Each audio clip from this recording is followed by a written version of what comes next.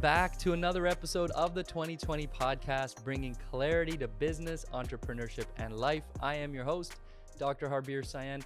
Thank you so much for taking the time to join me here, guys. I truly appreciate it, as always.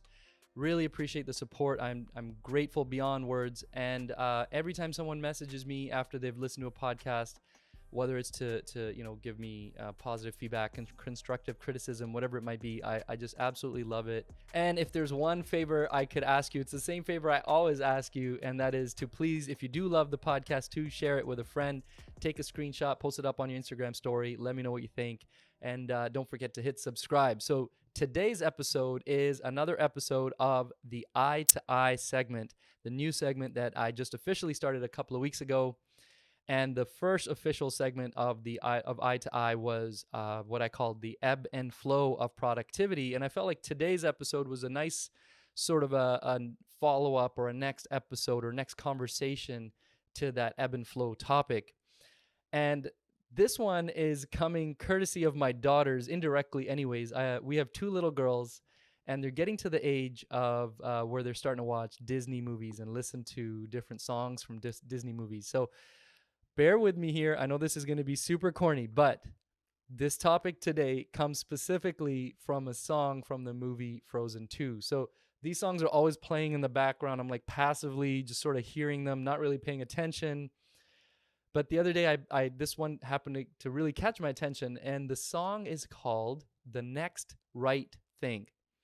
And the idea is, and I'm sorry, I cannot recount the specifics of the storyline or the actor or characters involved, but the basic plot line here is that something terrible has happened, and this character is left with what seems like basically nothing. She doesn't know how to move forward. It's very overwhelming.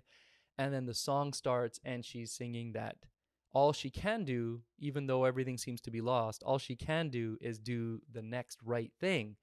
And I thought that was such an amazing message.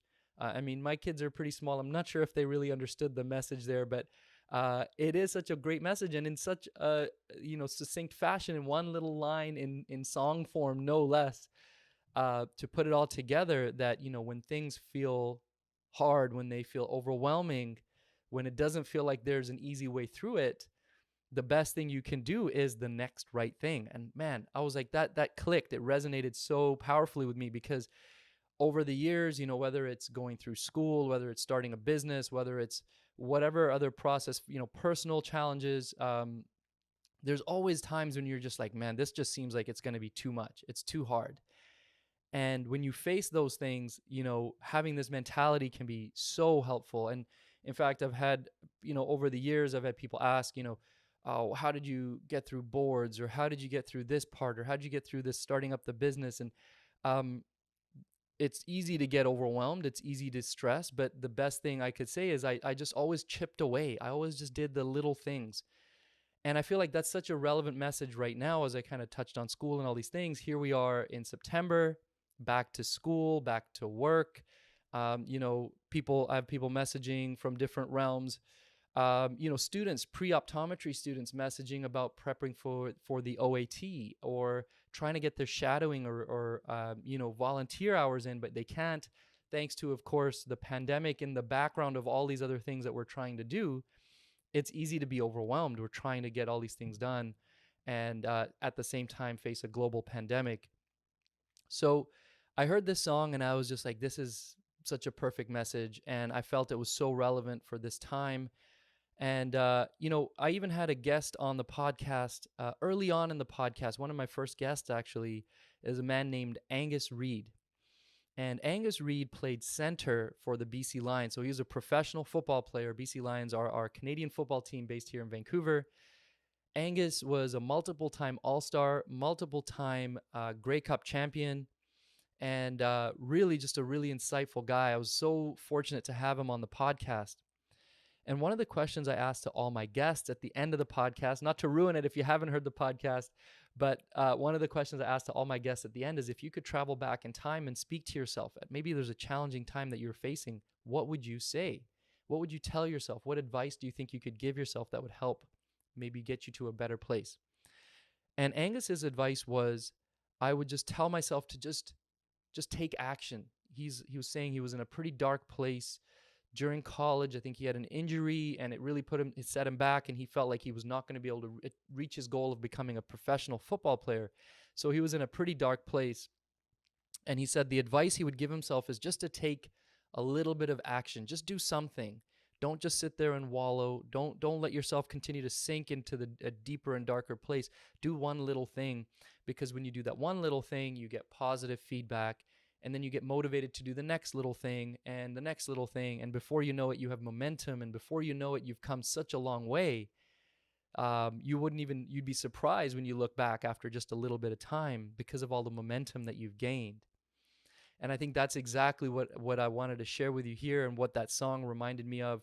You know, I love my quotes, and there's a couple of quotes I think are just so relevant, and they're pretty commonly known, so I think they'll resonate. But one of them is, to move a mountain, you first start carrying away the small stones. And that's what I kind of meant earlier about chipping away, right? You have this mountain, this overwhelming thing, this thing you just don't think you can come back from or that you can overcome. But if you just start taking away the small stones, before you know it, that mountain turns into just a smaller pile of stones that you can actually manage. And the other quote that I love is that, the journey of 1,000 miles begins with one small step. And that's how we have to look at all the challenges, whether they're educational, whether they're career challenges, whether they're personal challenges. And I know some people face some pretty heavy challenges, but the process is the same, is just take that one small step. And, it's nice to do the anecdotal thing. It's nice to share the motivational quotes and all these things.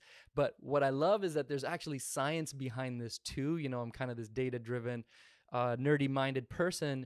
If you can show me that there's research that proves this, man, I'm all over it. And that's exactly what there is now. For so long, for many, many, many, many years, we thought, well, it's simply the mind controls the body, right? It doesn't go the other way. But that's what we've learned now, is that it does go both ways.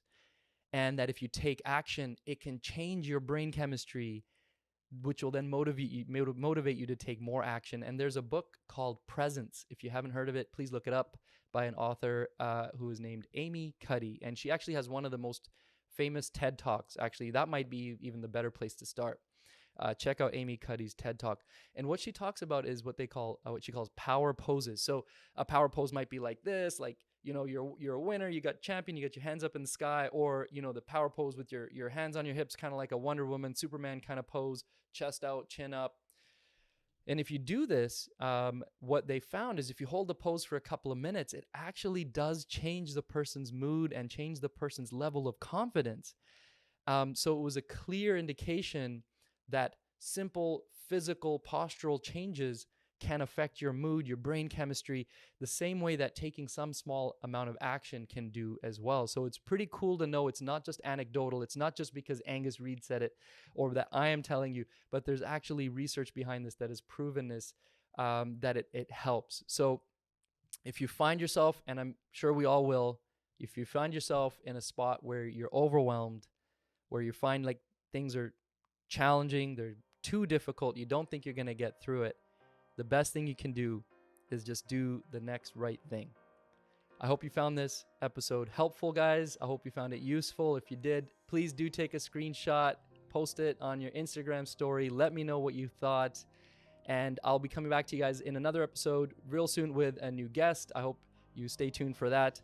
I'll see you guys soon.